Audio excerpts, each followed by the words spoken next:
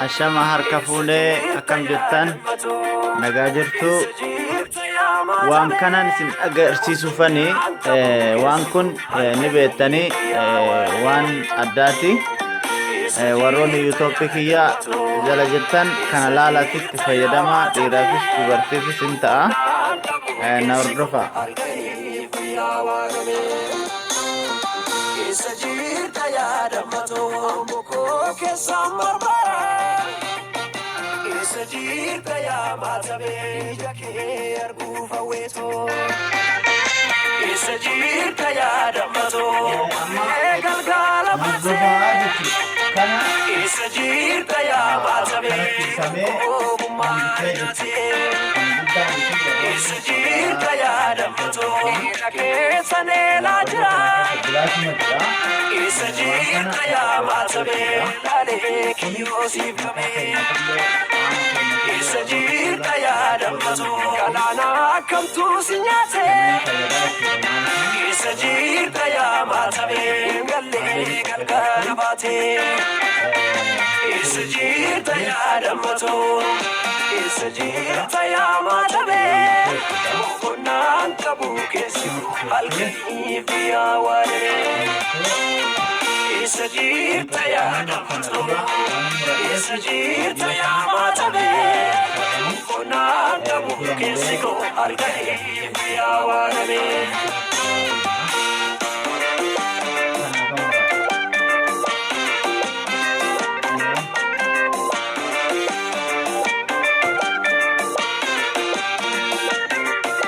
Ati kololatia Shake bontu ambo Simarachukia Ati kololatia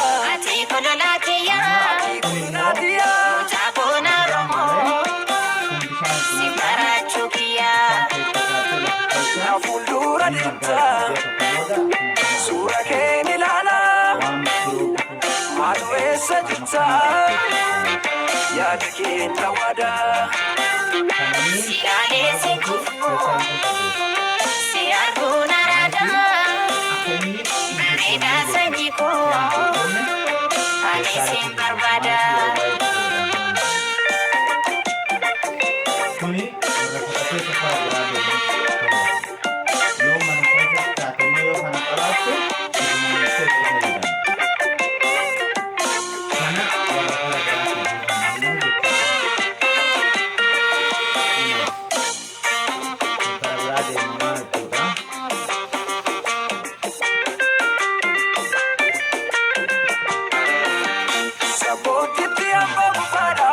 Chumara plena doxitare, Raja batena doxitare, Iriesa ya luputo, Anisi nopsuna opsitare. Sabonti tiambo bukada, Chumara plena doxitare, Raja batena doxitare, Iriesa ya luputo, Anisi nopsuna opsitare. Sabonti tiambo bukada, Maluma simulate. Sabonti tiambo bukada, Murante ya iriko.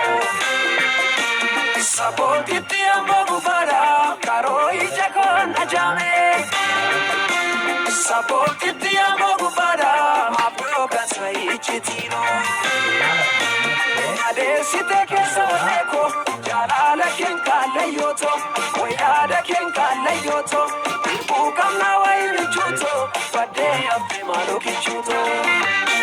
Adesite kesoneko, Jalala kenkale yoto, Oyada kenkale yoto, Ukam wa irichuto, Pade abde malo kichuto. Sabonti tiambo bukada, Achumara plena doxitare, Raja batena doxitare, Iriesa ya luputo, Anisi nopsuna opsitare, Anisi nopsuna opsitare, Anisi nopsuna opsitare, Anisi nopsuna opsitare, Anisi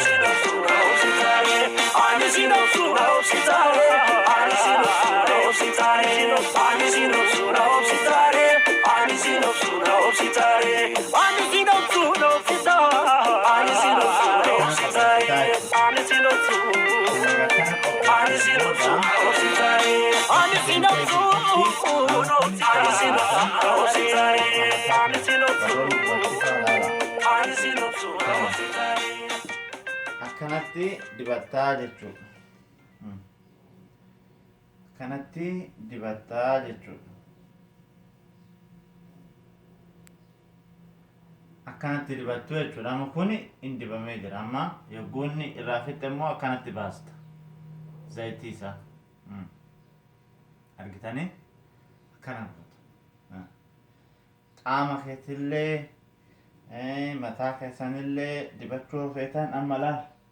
An amma akkanatti dibadhaa jechuudha. Inni laal. Bazame kun warroota dubartiiti amma irraa dhumatee jira. Dibateemi amma eegasi akkana gootu. Akkana gootu. Akkana gootu.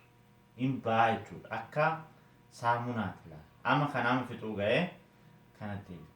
Argitanii? Deebiteeti kanatti dibattaa jechuudha.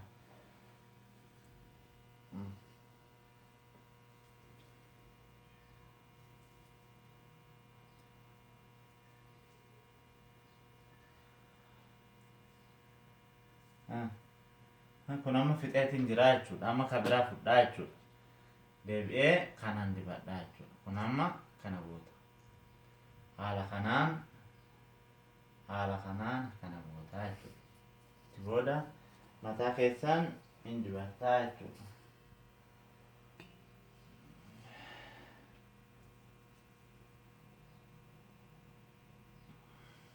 Haala kanaan dibattu. Keessattuu warri dubartoota fuula keessan yeroo baay'ee warroonni biyya Arabaa keessa jirtan fuulli keessan kuni xabaasaa baasa waan akka wannidha jechuudha. Kuni baay'ee si fayyada. Maaliif fuula keessan lasa. Poodireettii jettanii mallaqa keessaniin sadaliyaadha yookaan immoo dhadhaniitu hin bitina. Kanumatti fayyadama. Maaliif kuni qaama kee si lasallasiisa.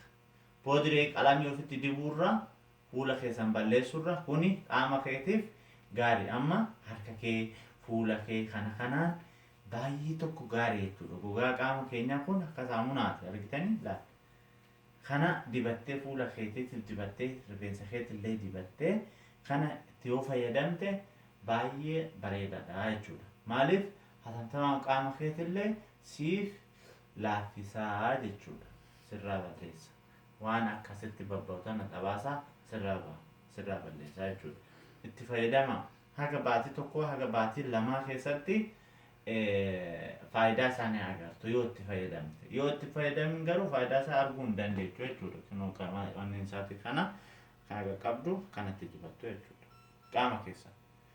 Booda egaa itti dibatte booda sa'aatii haga muraasaa inteechaa itti booda ofirraa dhixxaa jechuudha. Maaliif reha qabu. Baay'ee rehallee hin qabu. Kanatti argitanii kana dibatteen kalas amma waa takka jechuudha wanti jiru jechuudha. Mataa kiyyallee akkanatti waliin gahaa jechuudha amma.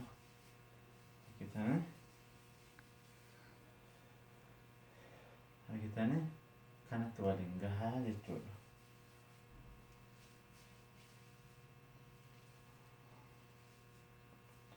Haga sa'a tokko sa'a lama ofirra teechistee ofirraa dhiqxaa jechuudha. Maaliif baay'ee gaariidha jechuudha.